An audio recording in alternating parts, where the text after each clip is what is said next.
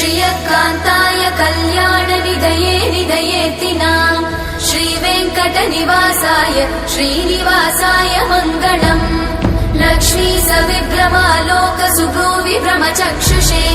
चक्षुषे सर्वलोकानां वेङ्कटेशाय मङ्गलम् श्रीवेङ्कटाद्रिशृङ्गाग्रमङ्गलाभरणाङ्ग्रये मङ्गलानां निवासाय श्रीनिवासाय मङ्गलम् सर्वावयव सौन्दर्य सम्पदा सर्वचेतसां सदा सम्मोहनायास्तु वेङ्कटेशाय मङ्गलम्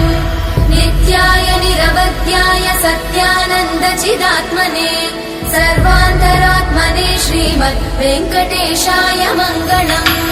स्वतः सर्वविदे सर्वशक्तये सर्वशेषिने सुलभाय सुशीलाय वेङ्कटेशाय मङ्गलम्।